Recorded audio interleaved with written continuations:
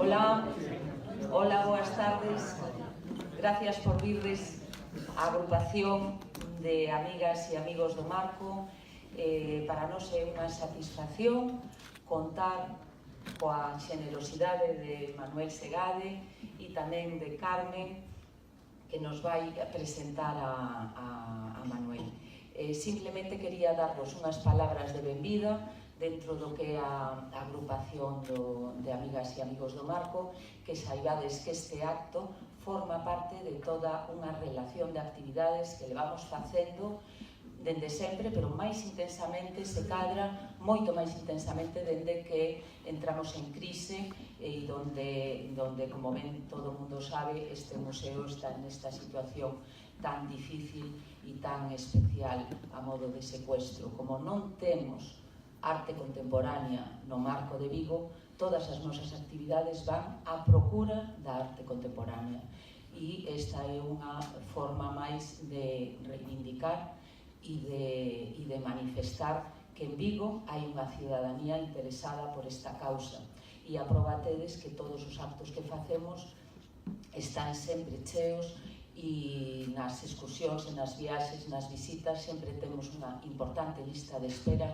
Isto nos quere decir que a arte contemporánea interesa, a pesar de que, bueno, a cuestión política logo nos la vai desenvolver Manuel, porque esta é un pouco a súa liña.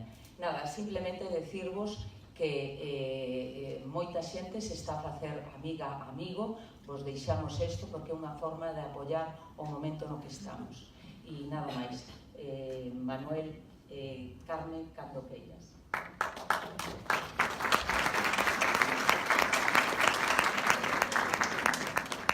Bueno, eu vou a ser moi breve porque todos queremos escoitar a Manuel.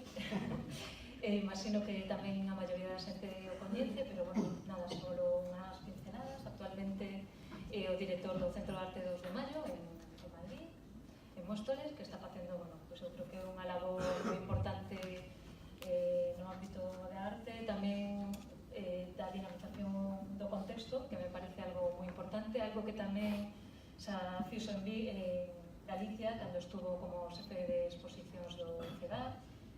Non sei, recordo, por exemplo, a exposición Situacións, que non solamente era unha exposición, sino tamén un intento de pensar o contexto, ¿no? Que había algo máis, ¿no?, ao redor.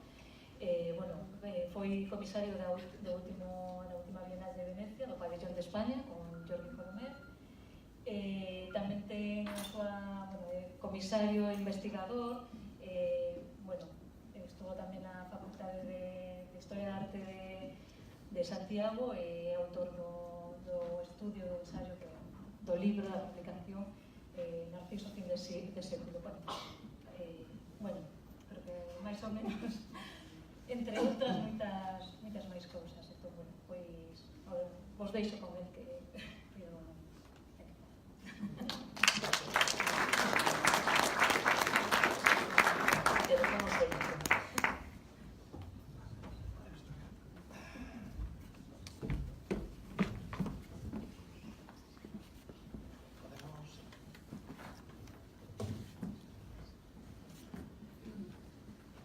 Primero, muchísimas gracias a Chis, a la agrupación y a Carmen por la presentación. Perdonad que sea tan teatral, pero es que a mí me gusta que cualquier charla pública a mí me parece una parte de una acción comisarial, con lo cual me parece en cierto modo una performance, ¿no? Con lo cual, cuanto más teatralizado esté y yo más me pueda mover, como veréis que haré, más me interesa. Bueno, el título creo que deja obvio de lo que vamos a hablar aquí, aunque el modelo sea el Centro de Arte 2 de Mayo, porque es el modelo práctico en el que evidentemente estoy trabajando ahora mismo, pero de lo que se trata un poco es de entender precisamente con ciertos ejercicios prácticos, ciertas cosas que ya han pasado en este lugar en Móstoles, intentar entender qué es un museo de arte contemporáneo y precisamente por qué es importante que existan instituciones de arte contemporáneo, ¿no? El Centro de Arte 2 de Mayo, para los que no lo conocéis, es un museo público de la Comunidad de Madrid, es decir, es el museo de arte contemporáneo de la región madrileña. Está en la segunda ciudad en población de toda la comunidad, que es Móstoles, y precisamente eso le da le da un contexto, como decía antes Carmen, hablaba de los contextos, a mí eso me interesa mucho. Me interesa también entender cómo los contextos no son algo dado, aunque por ejemplo aquí en Galicia llueva más que en Madrid, eso es un hecho, pero luego los contextos son espacios de producción, ¿no? Cuando dentro del Arte 2 de Mayo se crean Móstoles, toda la comunidad artística madrileña precisamente protestó porque creían que el Centro de Arte Contemporáneo de la región tendría que estar en la capital y no en Móstoles. Con los años todo el mundo ha entendido que esa situación de periferia y de marginalidad en una zona del sur, pero digamos del sur geopolítico, no solo del sur geográfico, y que además, bueno, pues esto es una población pobre, muy obrera o incluso por debajo del obrero, y con, bueno, digamos, esta situación migrante al principio de su nacimiento digamos, en Extremadura y digamos, en los años 60-70 con toda la migración global del centro de España y ahora actualmente pues con todas las oleadas, digamos, sucesivas de cruce del Mediterráneo y también de Venezuela, de Ecuador y de otros países latinoamericanos, ¿no? Digamos que tiene una población bien peculiar que, como veréis, que es el centro de nuestra práctica allí, es precisamente entender cómo esa participación de toda esa población no principalmente interesada en el arte, ni en la cultura, ni en los museos de arte contemporáneo, por supuesto, digamos, esa población precisamente se convierte en el centro de lo que es el museo, ¿no? Y ya veréis que a lo largo de la charla voy a intentar dar varias definiciones de lo que yo considero que es arte contemporáneo y una de esas pasa por ahí, ¿no? El arte contemporáneo nunca, lo más interesante, jamás ha pasado en el centro. Es marginal por naturaleza y ese carácter periférico precisamente es lo que hace que, creo, la posición interesante que estamos ocupando ahora en la escena nacional tiene que ver también con que, bueno, hay una especie de forma-función que se adecua, ¿no? Estar en la periferia de un centro como Madrid y bueno, y estar en la periferia de un sistema de conocimiento como es el del arte contemporáneo, ¿no? Una periferia crítica. Digamos que estar en Móstoles es realmente muy duro porque estamos en la periferia del centro. O sea, que no es ni lo suficientemente exótico como para ser lejano, ni lo suficientemente interesante como peregrinación como para salir de allí, ¿no? En 20 minutos estás en tren en la ciudad. Y de todos modos coincide, bueno, pues que a nivel de público funciona realmente bien, ¿no? Aunque a nosotros nos interese más hablar de micropúblicos que de cifras generales. Bueno, lo primero que quiero contar es precisamente que nosotros entendemos que un espacio de arte contemporáneo es un espacio que si fuese un género de literatura, estaríamos hablando seguramente de la literatura de anticipación o de ciencia ficción o del futuro, ¿no? ¿Por qué? Pues porque yo no sé, siendo experto en arte contemporáneo, qué es lo que va a ser un producto de arte contemporáneo dentro de 3 años ni dentro de 10, ¿no? No sé lo que van a exigir en las salas de exposiciones a los artistas de las salas de exposiciones, o si siquiera van a seguir haciendo exposiciones, o qué tipo de práctica artística van a estar desarrollando. Con lo cual, lo primero que planteamos en este museo es cómo, pues precisamente contamos con un edificio que no es especialmente interesante arquitectónicamente, pues digamos que llevamos 3 años reformándolo casi como en fases, ¿no? O sea, hemos elaborado este proyecto con Anders Hacke, que es este arquitecto que también es muy afín a las prácticas, digamos, comisariales y artísticas contemporáneas. Ha sido uno de los comisarios de la última manifesta en Palermo y tiene esta oficina para la innovación política entre Nueva York y Madrid. Y con él desarrollamos este proyecto del que la verdad yo me siento bastante orgulloso, porque de lo que se ha tratado es que digamos, una reforma al uso de un museo pase a ser un programa de arquitectura, o sea, una exposición de arquitectura que no es de maquetas ni de planos de edificios, sino que es el edificio haciéndose, ¿no? Casi como una performance del propio edificio, de forma que eso se hace totalmente abierto al público, ¿no? Os decía que el edificio no era muy afortunado arquitectónicamente. El título del ciclo, que se llama Acupuntura, que entrará en tercera fase ahora este nuevo año, acupuntura, como sabéis, es principalmente quitar el dolor, ¿no? Nosotros intentamos quitar el dolor de las cosas problemáticas que hay en el edificio. Y en segundo término veis esto de la arquitectura del Centro de Arte 2 de Mayo en transición. Y la transición, como sabéis, está muy de moda utilizarlo a nivel político ahora, pero claro, no solo es a nivel político-histórico, sino que también es a nivel género, ¿no? Y eso creo que también es bastante importante. Bueno, esto es el edificio, digamos, tal cual estaba cuando yo llegué al museo. Si veis, hay unas manchas de pintura verde en la fachada. Esas manchas están, digamos, demostrando la hostilidad del pueblo de Móstoles en el momento que el edificio se estaba terminando. Y bueno, pues ahí están desde hace 10 años, que es lo que acaba de cumplir el museo ahora, ¿no? La parte inferior, como veis, tenía esa condición de que, digamos, el edificio se construyó como encima de una antigua casona del siglo XIX. Bueno, antigua no, una casona del siglo XIX. Y claro, pues tenía esa condición extraña de que no sabía si estabas entrando en un museo, en un parador, no sé, en una venta castellana. Entonces, bueno, pues la primera de las acciones importantes que propuso Jaque, que yo creo que ha sido muy importante, es darle precisamente una unidad al color, como veréis ahora de una forma más clara, ¿no? Digamos que este era el aspecto de la entrada hace 3 años, y ya veis ahí el antes y el después, ¿no? O sea, digamos que tenía esa especie de reconstrucción histórica de un pasado que nunca fue real, porque esas galerías no existían en el edificio original del siglo XIX, y digamos que además una vez que se empiezan a pulir, para que veáis estas cosas patrimoniales, cuando esos pilares cuadrados recubiertos de ladrillo se les descascarilla, digamos, se le quita precisamente ese recubrimiento de ladrillo, lo que se descubre son estos pilares de metal de los años 70, ¿no? Para que veáis que efectivamente, digamos, estaba protegiendo una especie de sentido patrimonial al pensar en un museo que no tenía nada que ver con la realidad del interés, de la arquitectura, del uso, etc. Y bueno, tuvimos la suerte de poder hacerlo, y precisamente en el color hay algo que yo creo que ya es fundamental, ¿no? O sea, ahora mismo tú entras en el edificio a través de una estructura de este color. Es un color que no defino porque, digamos, es de esos pocos colores que cuando tú los miras dependen del color de tu iris y de la reacción biológica, literalmente, del color de tu iris al color que estás mirando, ¿no? Digamos que son como que nos hacen a todos daltónicos, ¿no? Hay gente que lo ve verdoso, gente que lo ve azulado, gente que lo ve amarillento, que a mí me parece pues, también ciencia ficción, pero es real. Y lo que acontece ahí es que efectivamente lo que intenta decir el arquitecto, y yo estoy bastante de acuerdo con esto, es precisamente que cuando entras en un museo de arte contemporáneo ya no estás entrando en el museo tradicional. Por ejemplo, cuando vas al Prado, tú eres un ojo intelectual, ¿no? Digamos, el ojo es un eufemismo del cuerpo entero, y tú no tienes un cuerpo entero. Eres un ojo que no va a tocar nada, sino que va a mirar y interpretar racionalmente, ¿no? Normalmente, además, eres un ojo blanco, de clase media y masculino.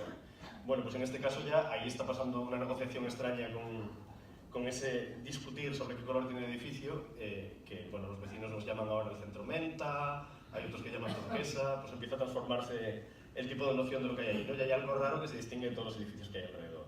Bueno, otra de las cosas que hicimos fue eliminar esa estructura que veis ahí en el medio. No sé si lo oís, no, ¿cómo es? A lo mejor así, ¿sí? Sí. Que como veis, aquí había una estructura que recomponía el tejado de la antigua casona en aglomerado de madera, y que, claro, digamos, se habían hecho un montón de terrazas interiores para vislumbrar el tejado, pero claro, era un tejado que era un aglomerado, como os digo, que llevaba con polvo de 8 años cuando yo llegué, y que efectivamente no tenía mucho interés, seguramente más que acumular pues, posibles salmonelas, ¿no? Perdón, legionelas. Y lo que ocurrió ahí, pues que simplemente al quitar el tejado, acontece esto, y de golpe se genera un espacio pues, bastante más interesante, que permite que pasen muchas más cosas ahí, como por ejemplo este hinchable de Sergio Prego que hicimos en ese primer año, en 2016, que bueno, pues como veis era simplemente un hinchable gigante con una producción de 2.500 euros y una eficacia máxima porque eran 20 metros por 16 de estructura, ¿no? Esto sirvió, entre otras cosas, para bueno, pues que Sergio tuviese una oportunidad institucional que no había tenido desde hace muchos años. Ahora, el año que viene, se va a la Bienal de Venecia, pero sobre todo también tenía una estrategia política creo que interesante, ¿no? Si recordáis aquí los globos hinchados que había tenido Gregory Knudson, que también una producción barata con máxima efectividad, creo, ¿no? De llenado del espacio. O sea, se podrían hacer museos de arte contemporáneo de los hinchables con creatividad y con muy bajo presupuesto y no habría problema, ¿no? Pero aparte de esta broma, realmente lo que aquí ocurría es que cuando tú tiras una estructura de una casona que en principio para los mostoreños representa la antigüedad de Móstoles y pones algo hinchado durante 6 meses que ocupa el espacio de una forma todavía más monumental, 6 meses después, cuando lo has quitado, la casona ya no estaba antes, ¿no? Lo que había en ese espacio era la estructura de Sergio y no la casona ya nunca estuvo, ¿no? Eso es parte de una estrategia política peculiar. Esta es la última fase que haremos este año, que es convertirlo en una entrada de cristal, y que también es fundamental precisamente para generar esa transparencia con la ciudadanía, ¿no? Ahora, algo que ni siquiera os enseño en foto porque es un acero Fortén que precisamente impide la entrada de luz a la recepción. Tenemos, digamos, la recepción de espaldas al público, cosa que es muy innovadora pero bastante poco útil. Y bueno, eso es parte de... O sea, para que veáis también que efectivamente un museo también son sus propias problemáticas, y las problemáticas son también, como los usos, infinitas, ¿no? Dora García, esta artista de Valladolid, pues digamos contribuyó al proyecto con otra cosa que también consideramos bastante interesante, que si como sabéis a nuestros políticos se les llena la boca con la idea de patrimonialización, ¿no? Generar patrimonio con los museos, comprar patrimonio para la colección, digamos, etc. Y entonces, bueno, pues también estamos intentando un poco pensar esa forma de patrimonio de otras maneras, ¿no? Para nosotros el patrimonio más importante que tiene el Centro de Arte 2 de Mayo es la tradición inmaterial que el propio centro inventa, que son las metodologías con las que trabajan. Digamos que precisamente las formas, como veréis después, de trabajar con educación, de trabajar con la participación de los públicos, etcétera, son lo que realmente hacen ese museo importante y no tanto las exposiciones efímeras, que evidentemente dentro de 15 años pues quizá alguien recuerda alguna o no, ¿no? Evidentemente la colección se queda para siempre, ¿no? Y por eso se ha fundado el museo, pero nos interesa muchísimo más ese sistema de usos. Y Dora, precisamente, lo que planteo es una cosa muy básica, que es que cada uno de los espacios del centro pasa a tener un nombre, una cosa tan tonta como esto, ¿no? Como que hay una planta primera, una planta segunda, una biblioteca, como que los muros son magnéticos de forma que podemos colocar cualquier tipo de letrero y de señaléctica que vamos ensayando con ella desde este principio blanco y negro hasta ahora, pues todo tipo de carteles. Una terraza es una terraza, pero como veréis, claro, aquí pasa algo interesante, ¿no? Cuando nombras en grado cero lugares de un museo, quiero decir, si una terraza es una terraza, la puedes usar para comer, para hacer yoga, para pasear, para fumar, para meterte mano, para lo que quiera que uses la terraza, ¿no? O sea, realmente ahí pasa algo de que una vez que todo está en grado cero, todos los usos son posibles, ¿no? Y esto es parte de lo que intentábamos hacer aquí, porque efectivamente en nuestra terraza, pues eso, los adolescentes de Móstoles en primavera se meten mano por primera vez en la ciudad, y no lo digo en broma porque efectivamente me parece también un uso inmaterial, o sea, un patrimonio inmaterial importantísimo para un museo. Cuando había presentado el proyecto para dirigir el 2 de mayo, la frase que lo encabezaba era una de Dan Graham, que decía: el museo me parece el lugar ideal donde resintonizar el amor, ¿no? Pues ahí pasa algo, de un vínculo emocional. Si tú te has metido mano por primera vez con tu pareja en ese museo, seguramente adores el espacio del museo para el resto de tu vida, ¿no? Y eso es fundamental. Por otro lado está el tema de los aseos, que para nosotros también era fundamental, porque, como veis, creo que tienes un sitio aquí delante, no sé si ves, llegas a ver algo. Ya para la siguiente que viene, no sé. Bueno, él decía que los aseos, sabéis que por ley en España, por leyes de la administración pública, los aseos tienen la obligación de tener género binario, ¿no? Aseos para hombres, cishombres, aseos para mujeres, cismujeres. Y con un programa precisamente de crítica de género, clase social y raza, como hacemos en este museo, parecía bastante imposible, pues eso, mantener esa división, ¿no? Entonces, bueno, pues simplemente, claro, como comprenderéis, ahora es una pieza de un artista, precisamente por la intención patrimonial del museo, prevalece sobre la ley, digamos, de la administración pública de género, el tema de que esto sea un museo y una obra de un artista hay que respetarla, y por lo tanto nuestros aseos no tienen ya más género, ¿no? Y os parecerá una tontería, pero claro, por ejemplo, que los aseos adaptados, ¿alguna vez habéis pensado en la cantidad de diversidades funcionales que existen? ¿Por qué narices esas diversidades funcionales tienen que estar identificadas con una silla de ruedas que yo sepa, una silla de ruedas no puede orinar, ¿no? Por otro lado, como también creo que es bastante obvio, nuestra entrada, tenemos esos baños que están justo delante de la recepción y hay muchísimo público que entra y simplemente va al baño. Al principio me preguntaban los colegas de recepción precisamente si era necesario contar, o lo estaban haciendo bien, contando como público la gente que entraba al baño del museo. Y yo planteaba precisamente que me parecía fundamental, y por una razón en concreto, porque efectivamente en los baños de los juzgados que están enfrente o del bar arte que está al lado, ellos no sufren ninguna experiencia que tenga que ver con el arte contemporáneo ni con lo contemporáneo. Si un señor abre la puerta del baño y se encuentra que no hay meadero, pero no tiene género, pues este señor ya tiene que tomar una decisión con la señora que está a la cola de su propio baño también, que es distinta, ¿no? O sea, digamos, hay una decisión que tomar que no te va a ocurrir, o una experiencia del género en el baño que no te va a ocurrir en ningún otro tipo de estructura, ¿no? Y que precisamente se relaciona más con eso que nosotros llamamos campo del arte contemporáneo, ¿no? Bien, bueno, esto es simplemente que sí que es verdad que amamos las fiestas, pero estas son piezas de la colección que tenemos instaladas en distintos lugares del edificio, pero me interesa más... Perdón. Me interesa más este otro tema, ¿no? Perdón. Se ha ido. Ahora. Bien, otra de las cosas que para nosotros es fundamental a la hora de pensar qué significa un centro que debería representar a la historia del arte contemporáneo local de Madrid Bueno, que claro, hablar del local de Madrid es hablar del Estado español, en realidad, porque la mayoría de las cosas pasan, se legitiman o se refrendan en cierto modo allí, con lo cual es verdad que tocamos muchos palos a la hora de pensar en qué es un local, pero nos interesa mucho que ese otro patrimonio inmaterial fundamental es cómo se hacen las exposiciones, o sea, cuál es el lenguaje de montaje que se utiliza, lo que en inglés tiene un término más específico que es el display, y evidentemente el lenguaje de una exposición no es inocente. O sea, como Carmen Nogueira demuestra cada vez que hace una exposición, creo, por ejemplo, ¿no? Pues eso, es un vehículo que transmite una serie de valores y que, dependiendo cómo sea, pues efectivamente se está siendo conservador. Digamos que para entendernos, si hablábamos de la literatura de anticipación antes, el 90% de las exposiciones que vemos, desgraciadamente, todavía se parecen a una novela realista de Tolstoy, a Grey Paz, por ejemplo, ¿no? Aunque Grey Paz es un poco innovadora ya.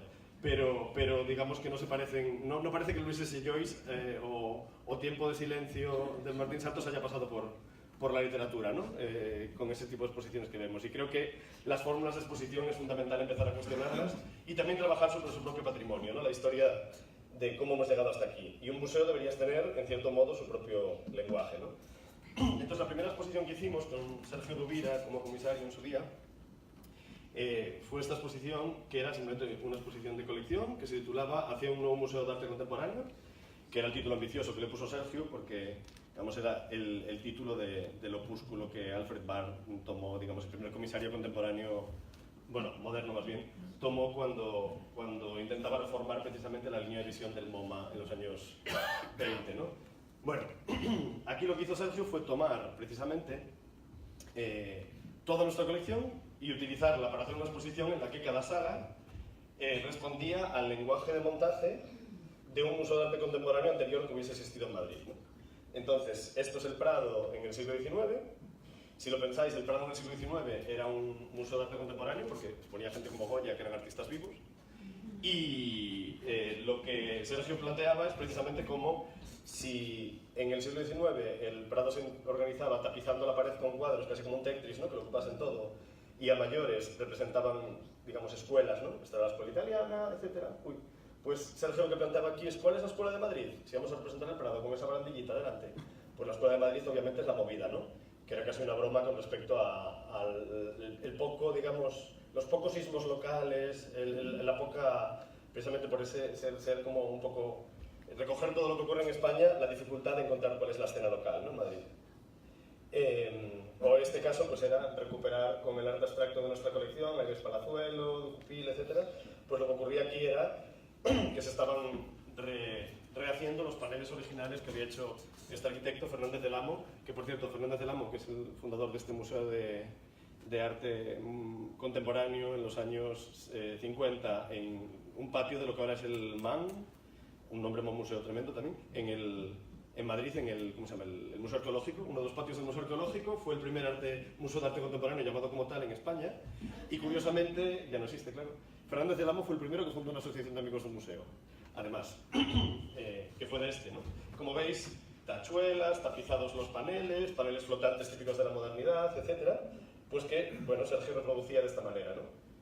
Incluso allá al fondo, no sé si lo veis, pero había esa especie de biombo, que solo son travesaños de madera. Esos eran los muebles que utilizaban para las exposiciones temporales. Cuando mandaban exposiciones fuera de Madrid, mandaban las obras y las clavaban en estos, bueno, en esta especie de displays que eran como muebles móviles, que eran solo una estructura y en la que pues esto, se veía el cuadro por delante y por detrás, ¿no? O en este caso, pues, la sala negra, que aunque no tenemos la documentación exacta, sospechamos que era una invención de Saura, el pintor, y bueno, pues que digamos la familia Huarte, que después pues también financiaron los encuentros de Pamplona, tenían una tienda en la calle Jorge Juan, en el barrio Salamanca, en Madrid, y en un momento dado, cuando el museo estuvo cerrado por reformas, permitieron esta sala para los propios artistas, ¿no? Y como no tenían dinero para reformar a los artistas, lo que hicieron fue pintar las paredes de negro, como veis, para que se vieran menos los efectos, y empezar a experimentar precisamente con formas de display un poco originales. No sé si os dais cuenta, pero las salas en escalera y los cuadros están casi a 20 centímetros del suelo, ¿no? Bueno, pues esto era un poco lo que estábamos reproduciendo aquí, en este caso con la fotografía abstracta de la colección, por ejemplo, y esa era un poco nuestra idea de cómo empezar a trabajar con ese patrimonio material que tiene la propia historia del arte de Madrid y que no se había trabajado hasta ahora, ¿no? Pues que es en ese caso concreto la historia de las exposiciones, ¿no? Ahí tenéis esos términos que utilizaba, que creo que me parecen importantes, porque no todas las tradiciones del presente o coetáneas pertenecen al régimen de lo contemporáneo. Digamos que, como sabéis, hay gente, pues efectivamente, que puede pintar hoy como Sorolla o hacer tallas barrocas sobredoradas de barroco gallego tradicional, pero efectivamente eso pasa al mismo tiempo que el arte contemporáneo, pero no es contemporáneo, ¿no?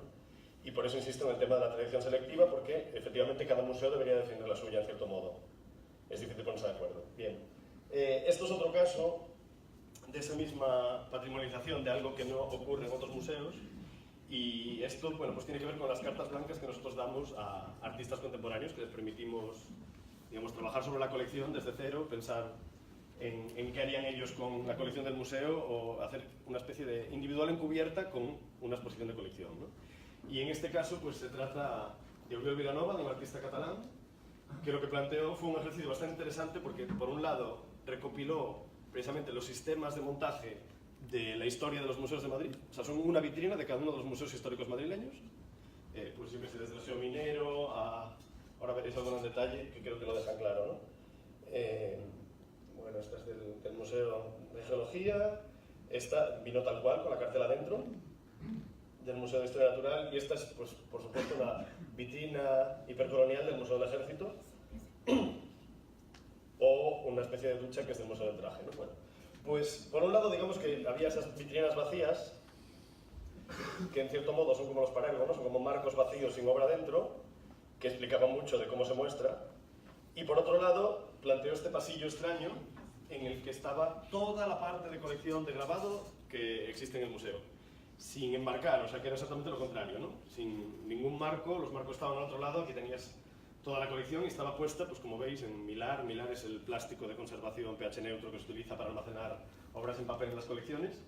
Y entonces era simplemente eso, como cuando los museos estadounidenses veis la parte del almacén y está todo allí, ¿no? Y está público, pues exactamente igual. Con esto conseguimos, pues, desembarcar toda la colección de grabado que ni siquiera estaba catalogada cuando llegamos al museo, y nos permitió también, pues, guardarlos en planeros de forma que ocupan la mitad en el propio museo. ¿Por qué cuento esta cosa que os parecerá anecdótica? Porque no lo es, ¿no? O sea, cuando haces un proyecto expositivo, o incluso como comisario o comisaria independiente, haces un proyecto dentro de un museo, lo que provocas es precisamente que haya un efecto institucional, ¿no? Y en este caso el efecto institucional es claro, ¿no? Digamos que lo que la gente no vio de la exposición es precisamente que el fondo permite hacer todo ese tipo de trabajos que normalmente, pues, tendríamos que haber hecho sin sistema expositivo, ¿no? Y no tenemos los fondos ni siquiera suficientes para hacer este tipo de maniobras, si no es precisamente porque dependen de una exposición, ¿entendéis?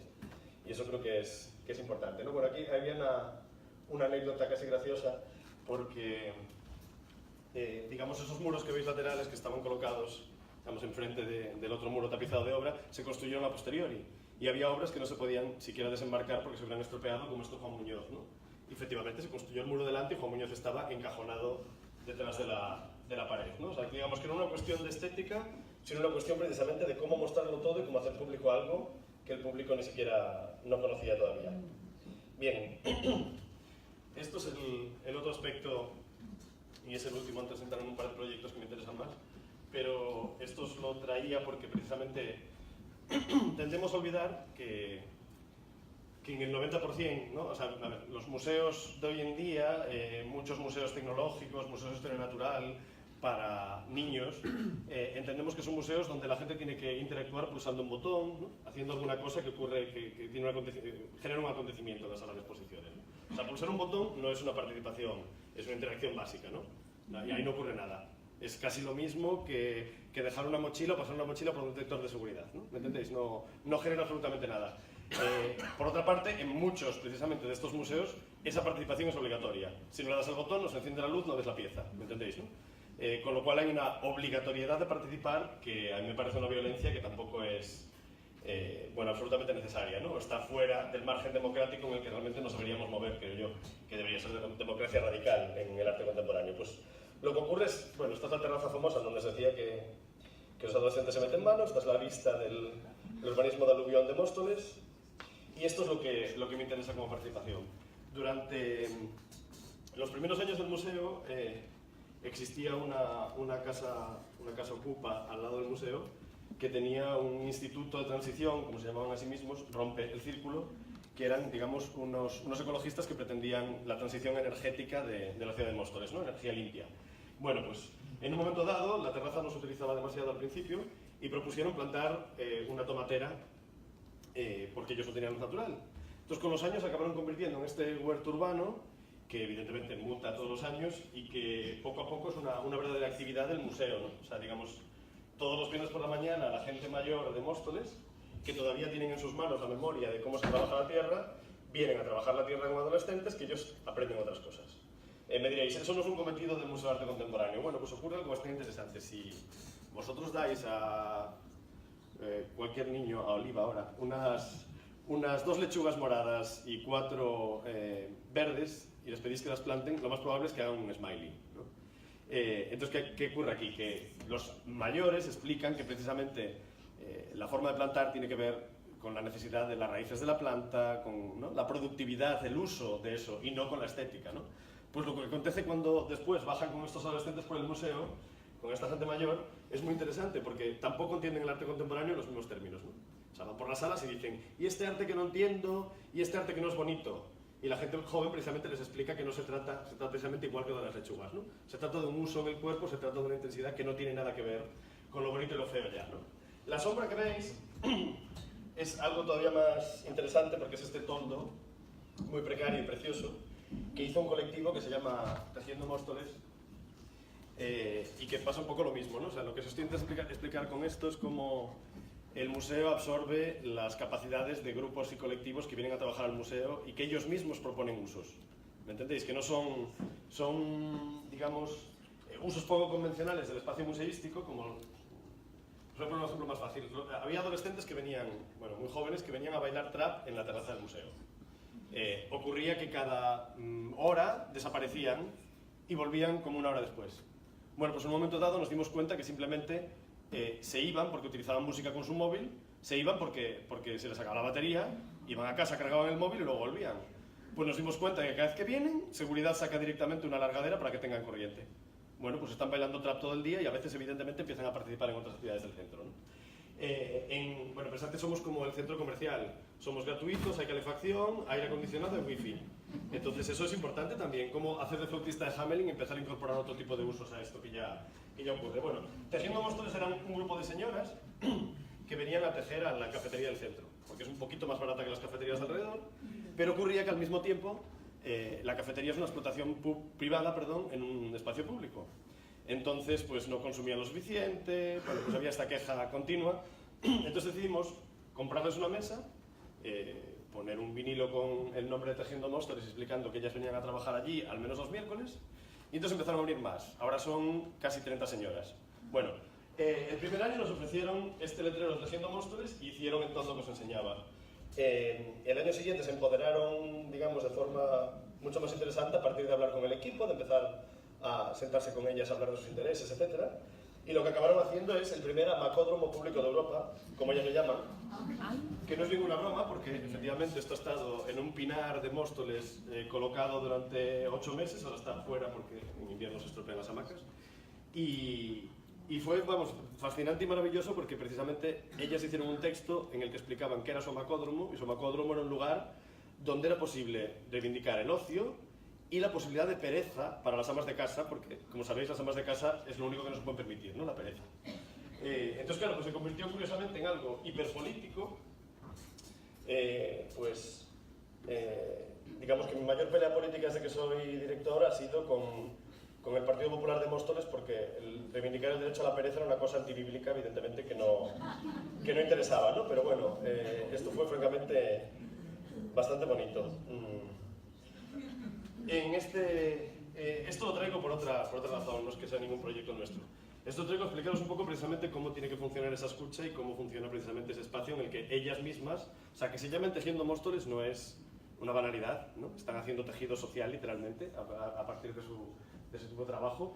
Ellas mismas nos obligaron casi en las líneas de investigación de nuestros proyectos de educación a acabar haciendo una de las ediciones de la Universidad Popular, que es algo como esto que tenemos allí, que funciona todos los miércoles, dedicarlo a los saberes marujos, que es precisamente pues, esos saberes, digamos, no reglados que las mujeres marujas se transmiten de unas a otras y que es efectivamente más que reivindicable y que efectivamente tiene un tipo de forma de transmisión y de forma de herencia que no tiene nada que ver con los otros saberes tradicionales que nosotros intentamos transmitir con nuestra verborrea y palabrería concreta filosófica en el mundo del arte, ¿no? que nos parece que es fundamental. Quiero decir, no es que estas señoras sean artistas relacionales del arte contemporáneo, es que estas señoras precisamente están desarrollando un tipo de proyecto que efectivamente coincide con las metodologías de arte contemporáneo, ¿no? Carmen, sí, ¿no? ¿Me entendéis a dónde voy? Bueno, pues esto lo traía porque precisamente creo que lo que atendemos poco en los museos es precisamente esas formas de trabajo y esas metodologías que son lo que no se ve, ¿no? Digamos que siempre lo explico con este ejemplo porque me gusta bastante. Vosotros sabéis lo que es un cartón corrugado, que tiene ese nombre feo, cartón corrugado. Como sabéis, son 3 láminas del mismo tipo de cartón. Es un cartón fino, que es idéntico, ¿no? Cada una de las 3 es idéntica en grosor, es idéntica. ¿Qué ocurre? Que cuando se les pone ese corrugado en el medio, ¿no? Ese zigzag, de repente esas 3 hojas de cartón se convierten en ultrarresistentes, ¿no? Y es muy curioso porque se convierten en ultrarresistentes a través de espacios vacíos, no de espacios llenos, ¿no? En biología eso se llama espacio intersticial, ¿no? Que es el espacio que hay, por ejemplo, entre los órganos en el cuerpo. Si tenemos un corazón que funciona y un pulmón que funciona, es precisamente porque sus funciones están separadas, ¿entendéis? O sea, cuando hay una cuchillada o una bala o un cáncer que empieza a comunicar funciones, empieza a haber un problema, ¿no? Y esos espacios intersticiales, esos vacíos, entonces son útiles, no son vacíos inútiles, no son algo que no tenga contenido, sino que lo tiene plenamente, ¿no? En las instituciones o en las formas sociales, esos espacios vacíos, digamos, que llenan de vacío los puntos de una red, son los afectos, ¿no? Y esa afectividad creo que es algo fundamental y una forma de trabajar que es elemental marcar, ¿no? Quiero decir, nos olvidamos de que muchas de las formas de trabajo en una institución deberían tener que ver con cómo nos recibe la gente que recibe al público.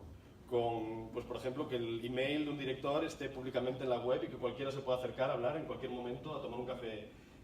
Digamos, todas estas cosas creo que a veces tendemos a olvidarlas, pero todos sabemos que precisamente son los vínculos afectivos los que permiten trabajar con mucha más intensidad en el mundo artístico, ¿no? Y no estoy hablando de amiguismos, estoy hablando de generar unos vínculos reales, no tanto emocionales como afectivos, que permitan precisamente que los proyectos se desarrollen con muchísima más intensidad, ¿no? Bueno, pues eso es lo que intentamos hacer y eso es lo que creo que os demostraba con el tema de las tejedoras o con el tema del huerto, etc. Bueno, pues todos estos temas nos llevaron a investigar, bueno, más profundamente, vamos a decir,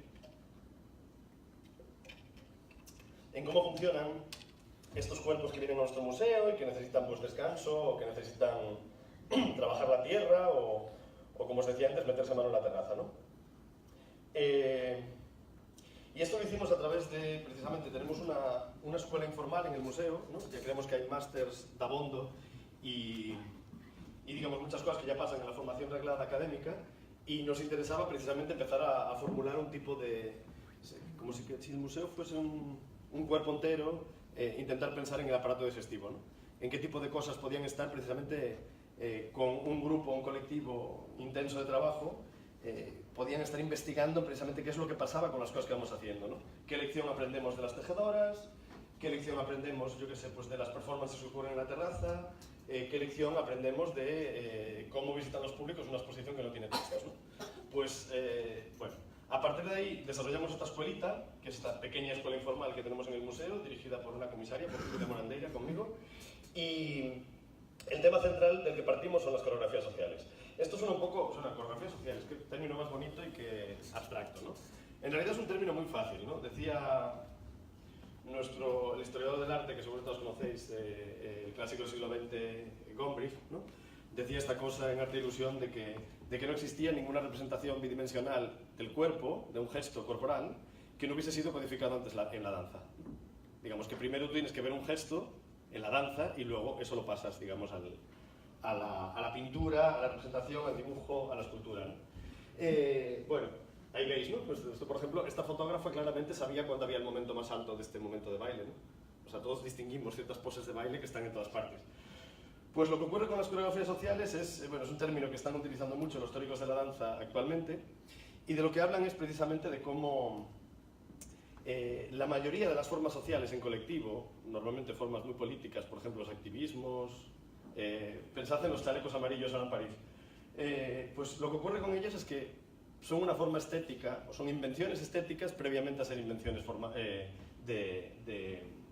digamos, de calle, ¿no? Digamos que son formas estéticas que producen ellas en sí mismas al inventarse como formas estéticas nuevas, al inventarse como posibilidades de gestos nuevos, al inventarse como coreografías colectivas nuevas, pues acaban generando precisamente formas de vida nuevas o formas de ser nuevas, ¿no? Parece muy abstracto, pero creo que lo vais a entender con lo que os voy a explicar, ¿no? Bueno, esto lo traía simplemente porque efectivamente somos un centro bueno, que es famoso por todo el tema de performance y su dinamismo, ¿no? Stonehenge hinchable también en un parque de Móstoles gigante de Jeremy Deller. Y esto es un proyecto en el que precisamente investigamos un poco más en esto que os decía, las coreografías sociales, ¿no? No os traigo vídeos, pero este nos lo permitía precisamente ese espacio grande nuevo también ahora. Y una exposición coreografiada era literalmente una exposición en la que 3 cuerpos de intérpretes, como veis ahí, estaban a lo largo del día realizando unas cuantas piezas coreográficas, algunas históricas de los años 60, otras, digamos, diseñadas específicamente para la exposición, pero no era simplemente que se hiciese una coreografía y luego otra y luego esta performance y tal, no, sino que todas, digamos, todo el día estaba ya organizado por otros artistas que habían diseñado, pues qué pasaba si tenías que ir a mear, qué pasaba si tenías que comer, qué pasaba, pues yo qué sé, con la interacción con el público, ¿no? Por poneros un ejemplo, los bailarines llegaban por la mañana, claro, es una sala de exposiciones, el museo abre a las 11, cierra a las 9 de la noche. ¿Cómo empieza? O sea, cuando hay una escena, aquí yo pedí que apagasen la luz, ¿no? Y empiezo a hablar. En una escena de teatro es obvio cómo ocurre el cuando alguien se convierte en un performer, en un intérprete. En una sala de exposiciones, no. Entonces, pues lo que hacían era desnudarse, solo llegar, ponerse la ropa del revés, tirarse a negociar cuál era la coreografía que iban a hacer ese día, o sea, el orden de las piezas, pues yo qué sé, hoy nos dura a todos la rodilla, pues no vamos a hacer tal pieza en la que nos tenemos que agachar, vamos a hacer tal otra, ¿no? Bueno, pues esto lo iban decidiendo cada día durante unos 20 minutos, luego se desnudaban de nuevo y se volvían a poner la ropa ya al derecho, y de repente ya eran performers, ¿me entendéis, no? Para que veáis un poco, bueno, el tipo de cosas que estaba ocurriendo ahí. Evidentemente esto nos ha dado, porque había 3 bailarines que evidentemente eran distintos todo el rato, nos ha dado para una exposición viva, compleja, digamos, salían a bailar a la calle también bailes regionales de Madrid, en fin, o sea, implicaban mucho interés en la calle, mucho interés dentro, pero también ocurría esta cosa demencial de estar abiertos pues esas 10 horas al día y darte cuenta de que cuando no hay público, ¿qué hacían, no?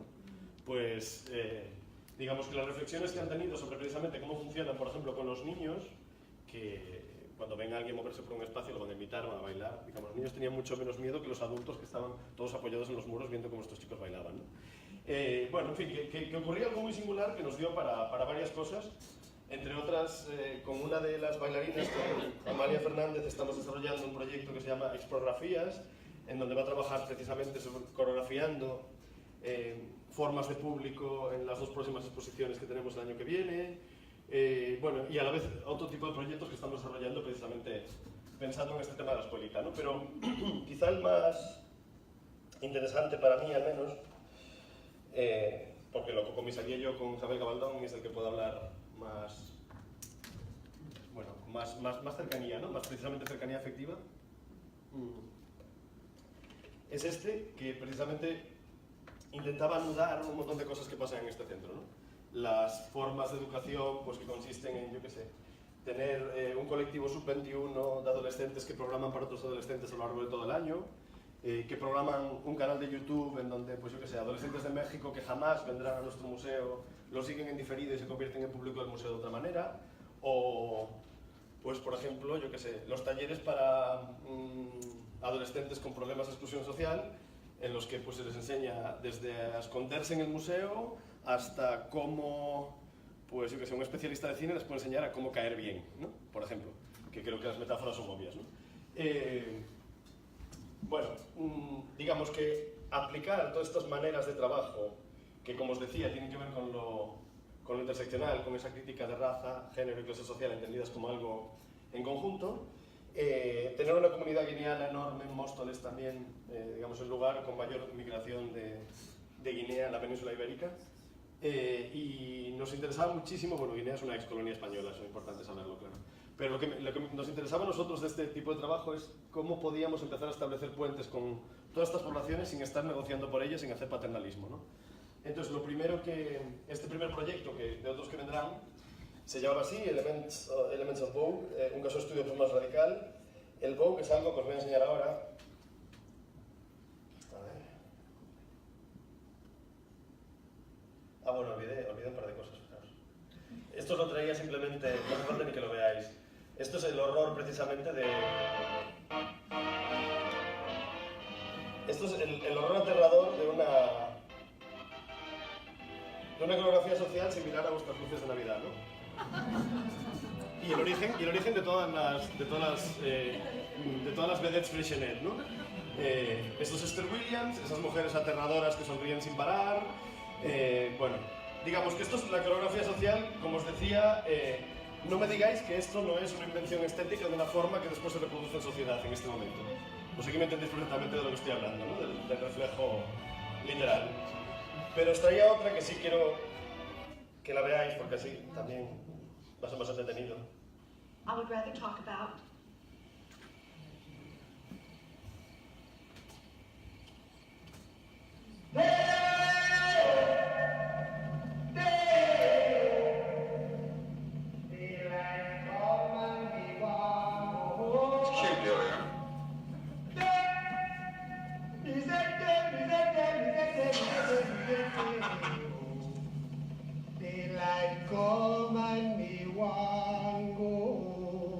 Also, are you doing Work this? all night and a drink a rum. Daylight come and we want to go home. Stack banana till the morning come. Daylight come and we want to go home. Come, Mr. Tallyman, tally me banana. Daylight come and we want to go home. Come, Mr. Tallyman, tally me banana. Daylight come and we want to go home. 6 foot, 7 foot, 8 foot bunch. Daylight come and we want to go home. 6 foot, 7 foot, 8 foot bunch. Daylight come and we want to go home. That is a day. Daylight come and we want to go home. That is a day. ¿Qué? Nada. Ah. Tengo tos. Esto... Hola. Que esto nos está poniendo precisamente porque, bueno, aparte de que son coleccionistas de arte, claramente, veis que es esta posesión por Beetlejuice de esos cuerpos con un calipso, además, que me interesa especialmente porque sabéis que los gestos y las formas de coreografía, como veíais en esas mujeres Freixenet, vamos, de los años 20, pertenecen a una clase social, pertenecen a un género y pertenecen a una raza también, ¿no? Digamos que hay gestos precisamente que amenazan un sistema de representación, sea, digamos, un sistema de género convencional, sea, pues es un sistema de clase obvio. Todos conocemos el gesto de pija, ¿no? Por ejemplo, pero ya decir gesto de pija dice mucho, ¿no? Está hablando de que ese gesto tiene que ser de una mujer, ese gesto tiene que ser de una clase social determinada. Bueno, pues de repente hay gestos, como la posesión que veíais en Beetlejuice, que rompen precisamente con esos tres sistemas a la vez, ¿no? Y el Vogue, que es este baile trans, afrolatino, estadounidense, que lleva, bueno, que nace en los años 30 en Harlem, bueno, 20, y dura hasta el presente, pues es uno de estos ejemplos, ¿no? Y os pongo este.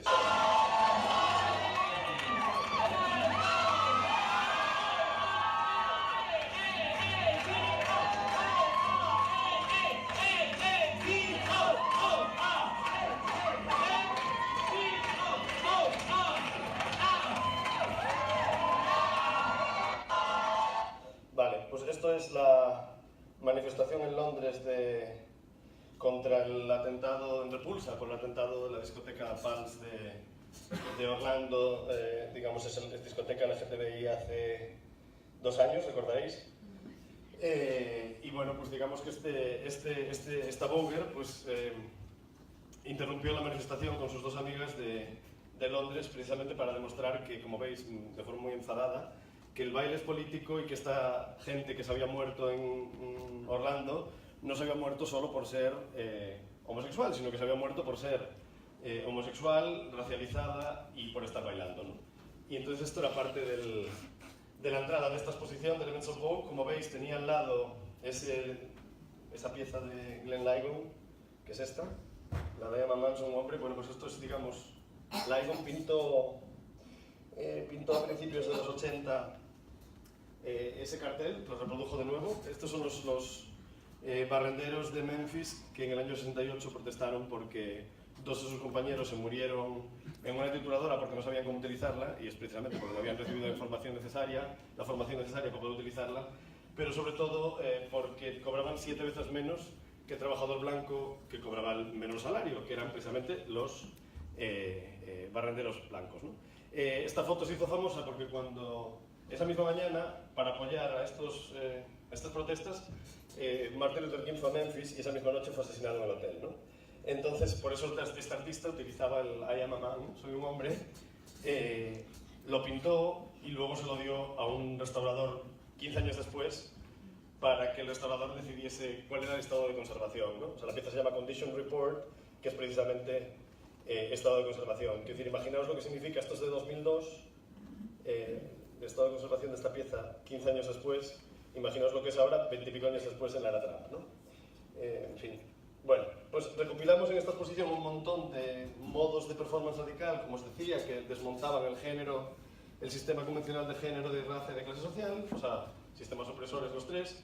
En este caso, por ejemplo, Joan Jett Black, pues es una trans negra que se presentó a presidenta compitiendo con Clinton por la presidencia, digamos, por la dirección del Partido Demócrata, con solo una línea en su programa electoral que era seguridad social gratuita para todo el mundo en Estados Unidos, ¿no? Recordad que es el momento de la crisis del SIDA. Como veis, está haciendo casi una broma con el cartel oficial típico de los Black Panthers, y nosotros, digamos, reprodujimos literalmente la campaña, ¿no? Pero si veis, ahí a la derecha hay una hoja en blanco, que no está en blanco, que está impresa, que es la misma que se puso durante la campaña de Trump en Nueva York, que en la calle, los galeristas de Chelsea pagaron esta instalación de 8 metros por 4 en el High Line, y esta es la pieza, y os la voy a leer en castellano porque creo que también tiene mucha relevancia para el contexto sociopolítico contemporáneo. Es una pieza de Zoe Leonard, de una artista militante feminista muy importante en Estados Unidos, y que, digamos, que esta pieza también en ese mismo momento dramático del año 92, de lo peor de la crisis del SIDA, y en el que, pues esto, digamos, los presidentes estadounidenses todavía se negaban a hablar del tema, ¿no? Y decía, quiero una bollera de presidenta, quiero una persona con SIDA de presidente y un maricón de vicepresidente. Y quiero alguien sin seguro médico, y quiero alguien que se haya criado en un lugar donde el terreno estuviera tan contaminado de vertidos tóxicos que no tuviera más remedio que acabar con leucemia. Quiero una presidenta que haya abortado a los 16 años, y quiero un candidato que no sea el menor entre dos males. Y quiero un presidente que haya perdido a su último amante por culpa del SIDA, que aún tenga esa imagen en la retina cada vez que se echa a descansar, que haya sostenido a su amante en brazos sabiendo que se moría.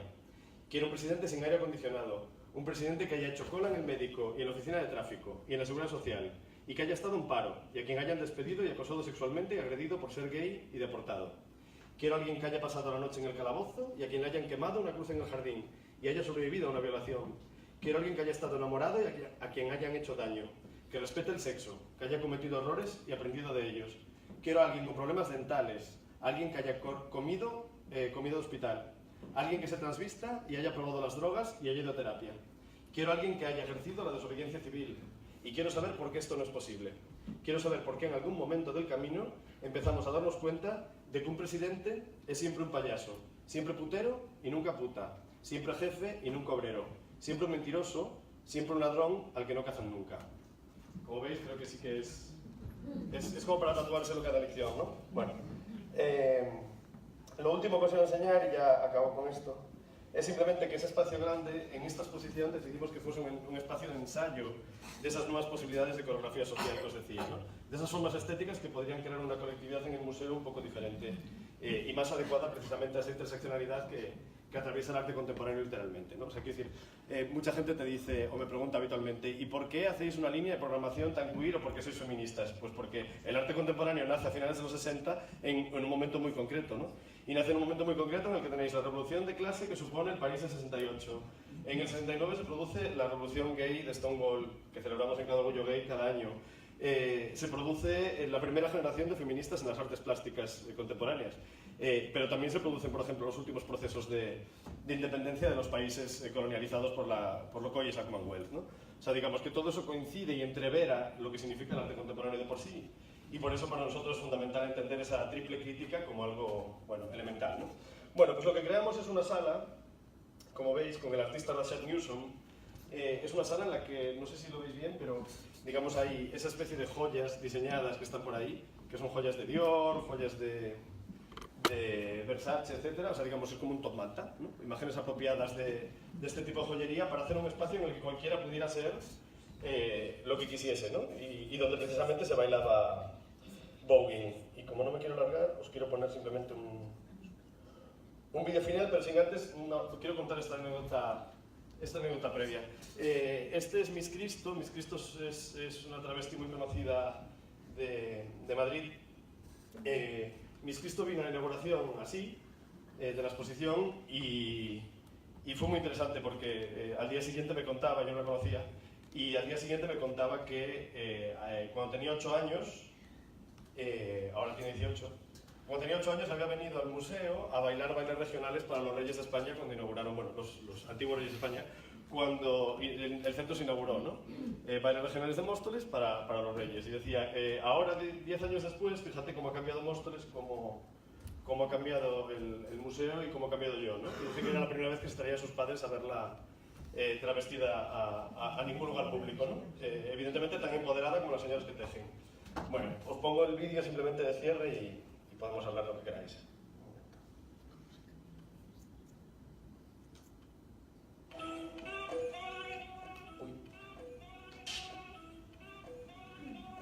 Perdón.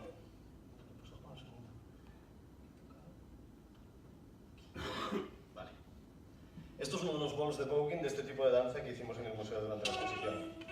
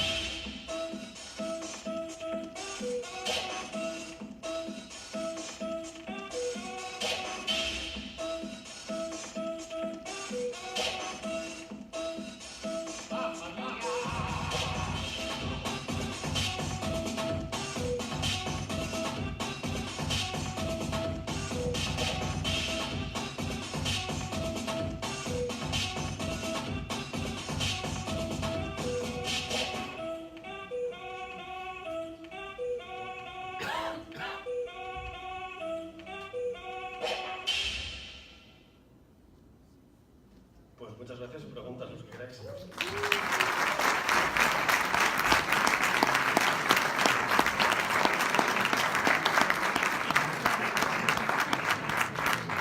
Podemos dar luz, por favor. Déjame de mano, Manuel, por favor.